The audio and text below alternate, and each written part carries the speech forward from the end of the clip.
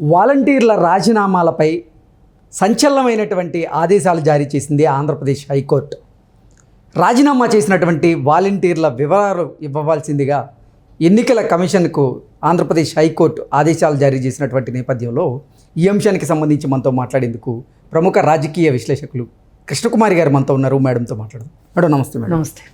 Madam, రాజీనామా చేసినటువంటి వాలంటీర్ల వివరాలు ఇవ్వాల్సిందిగా ఎన్నికల సంఘానికి ఆంధ్రప్రదేశ్ హైకోర్టు ఆదేశాలు జారీ చేసింది.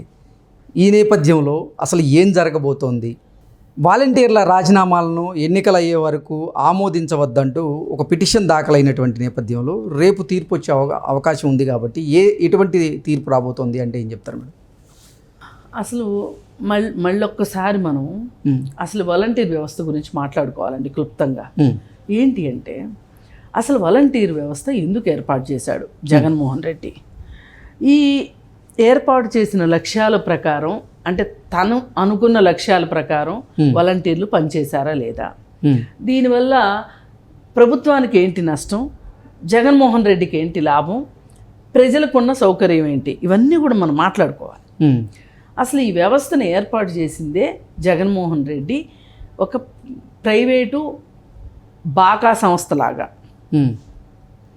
అంటే సార్ మీకు ఇది ఇస్తున్నారు తెలుసా, సార్ మీకోసం ఇంత చేస్తున్నారు తెలుసా, అసలు మీకోసమే ఊపిరి పీలుస్తున్నారు తెలుసా అన్నట్లు ఈ వాలంటీర్లు ఆ ప్రజలతోటి, అంటే 50 కుటుంబాలకు ఒక వాలంటీర్ కాబట్టి ప్రతి 2 రోజులకి 3 రోజులకి వెళ్ళి అయినా సరే కలవగలిగినంత సమయం వాళ్ళకు ఉంటుంది కాబట్టి వాళ్ళకిచ్చే 5,000 రూపాయలతోటి, లేదంటే 6,000, ఏదో చివరిలో కొంచెం 7,000 దాకా అయిందో ఏదో అంటున్నారు, ఈ మాత్రం డబ్బులు ఇచ్చి వాళ్ళతో అంత మాత్రం పని చేయించుకుందామని జగన్మోహన్ రెడ్డి ఆ వ్యవస్థను పెట్టాడు.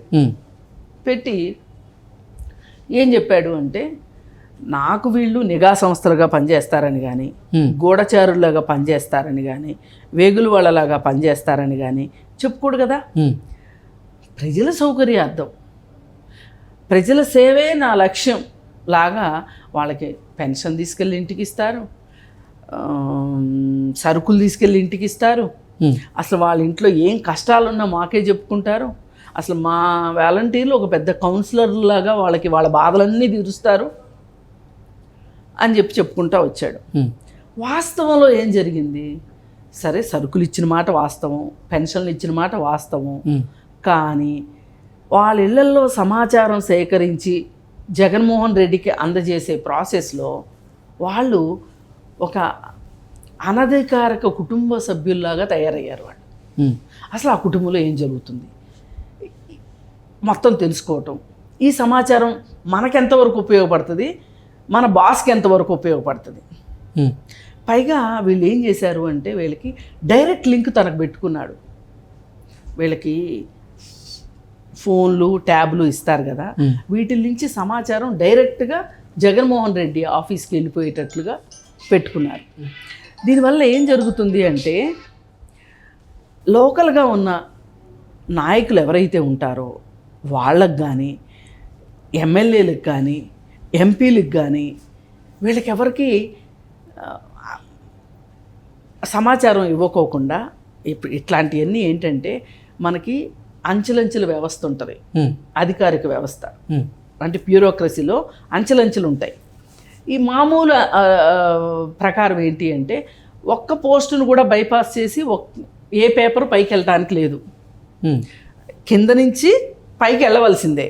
కానీ ఇక్కడ ఏం చేశాడు జగన్మోహన్ రెడ్డి, తనకే పెట్టుకున్నాడు లింకు.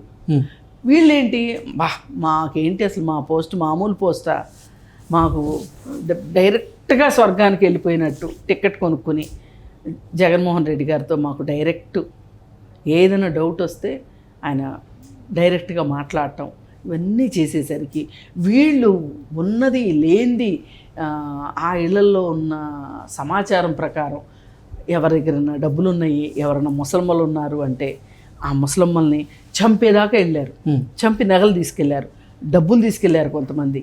అట్లాగే కొంతమంది ఆడపిల్లలకి కానీ కాలేజ్కి వెళ్ళే ఆడపిల్లలకి వాళ్ళకి ఏమన్నా లవ్ అఫైర్లు ఉన్నాయా, అలాగే ఆడవాళ్ళకి కానీ మగవాళ్ళకి కానీ ఏమైనా వివాహేతర సంబంధాలు ఉంటే వాటిని పట్టుకుని బ్లాక్మెయిల్ చేయడానికి కానీ ప్రతిదానికి ఒక అవకాశం ఇచ్చినట్టయింది వాలంటీర్ వ్యవస్థ.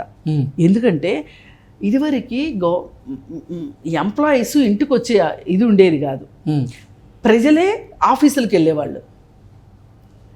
ఇప్పుడు ఆ ఉద్యోగస్తులు ఇంటికి వస్తున్నారు అంటే ఒకసారి కాదు, 2 సార్లు కాదు, 3 సార్లు కాదు, వాళ్ళు వచ్చారు అనుకోండి, ఒక రకమైన ఎఫెక్షన్ పెరుగుతుంది, ఒక రకమైన బంధం ఏర్పడుతుంది, ఒక రకమైన అట్రాక్షన్ కూడా వస్తుంది. దాన్ని మంచి పిల్లలు ఉన్నారు వాళ్ళల్లో కూడా, పాపం మనం అందరినీ అనకూడదు, కానీ కొంతమంది దీన్ని సొమ్ము చేసుకోవాలనుకునే వాళ్ళు సొమ్ము చేసుకున్నారు. ఇలా ఉపయోగపడింది ఈ వ్యవస్థ. ఈ వ్యవస్థ ఇలా, కానీ వీళ్ళిద్దరికి జీతాలు ఇచ్చింది ఎవరు? ప్రభుత్వం. ఉపయోగపడింది ఎవరికి? జగన్మోహన్ రెడ్డికి. సరే, ఇలా ఉంది కదా, వీళ్ళ మీద ఎన్నో ఆరోపణలు వచ్చినాయి. ఎప్పుడు తొణకలేదు బెనకలేదు జగన్మోహన్ రెడ్డి. సాక్షాత్తు తన పార్టీలో కూడా కొంత అసహనం వచ్చింది. వాళ్ళెవరూ మా మాట వినట్లేదు, డైరెక్ట్గా నీతోనే మాట్లాడుకుంటున్నారు అనే దాని విషయంలో కూడా ఫిర్యాదులు వెళ్ళినాయి. అయినా జగన్మోహన్ రెడ్డి చెల్లించలా. సరే, ఇప్పుడు ఎలక్షన్లు వచ్చినాయి.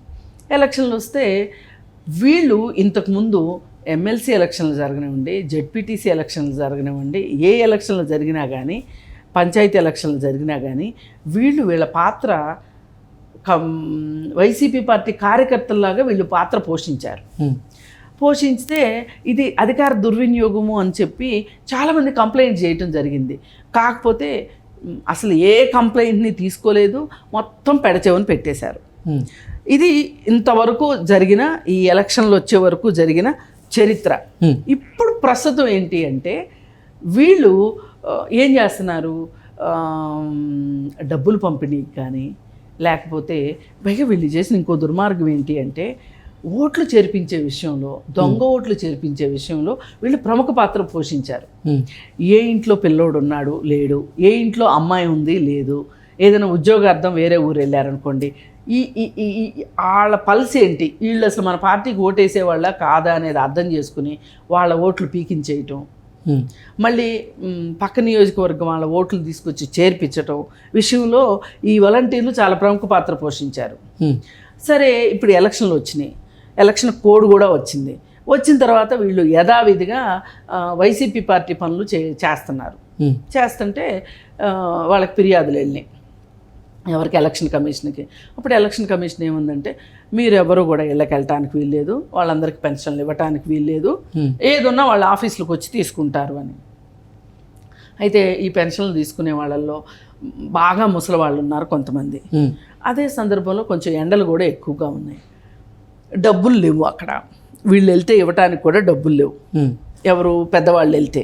వీళ్ళు ఆఫీసుల దగ్గరికి వెళ్ళి ఈవీఎంలు చెడిపోతే ఎట్లా అయితే ఓటర్లు రాత్రి 12 దాకా ఉన్నారో వీళ్ళు కూడా సాయంత్రం దాకా అక్కడే ఉన్నారు.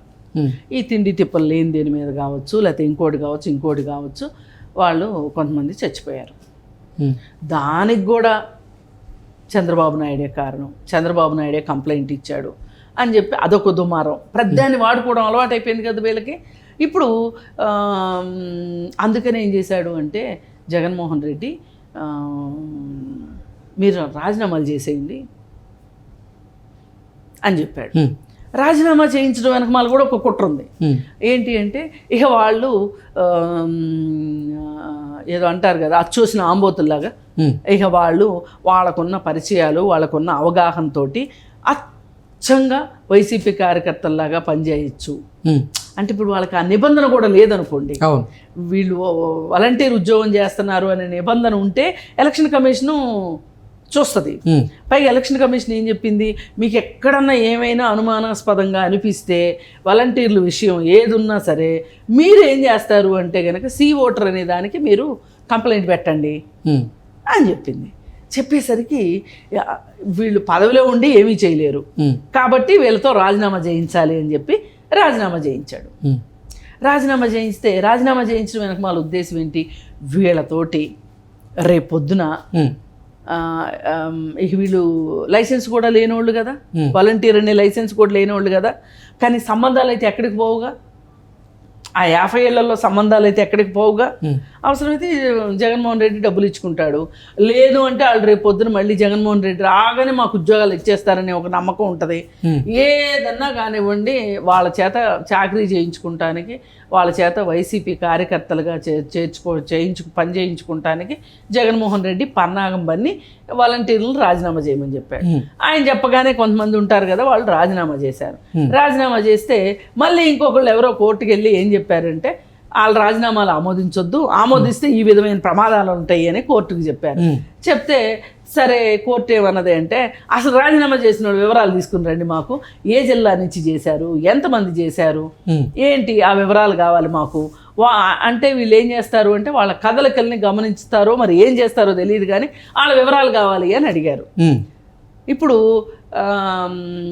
ఎలా ఉందంటే వీళ్ళు ఎన్ని నాటకాలు ఆడినా వీళ్ళకి విధి చాలా బలీయమైంది అంటారు.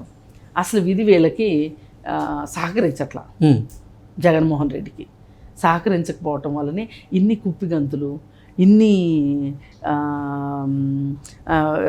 వెనక్కి ముందుకి తటపటాయింపులు ఇన్ని జరుగుతున్నాయి. ఆయనకి ఇప్పుడు కోర్టుల్లో ఆయన అనుకున్నట్లు అది న్యాయం అని నేను అనను కానీ ఆయన అనుకున్నది మట్టుకు జరగదు ఆయనకి కోర్టుల్లో. ఓకే, ఆయన అనుకున్నది బయట కూడా జరగదు, కోర్టులోనూ జరగదు, బయట జరగదు. ఓకే, ఇప్పుడు జగన్మోహన్ రెడ్డికి కుర్తులో పడ్డ ఎలికలాగా అయిపోయింది పరిస్థితి. ఇప్పుడు నీళ్ళల్లోంచి చేపను తీసి బయటేశారనుకోండి గిల్లగిల్ల కొట్టుకుంటుంది కదా, అట్లా అయిపోయింది జగన్మోహన్ రెడ్డికి. ఈ వాలంటీర్ల మీదనే చాలా ఆశ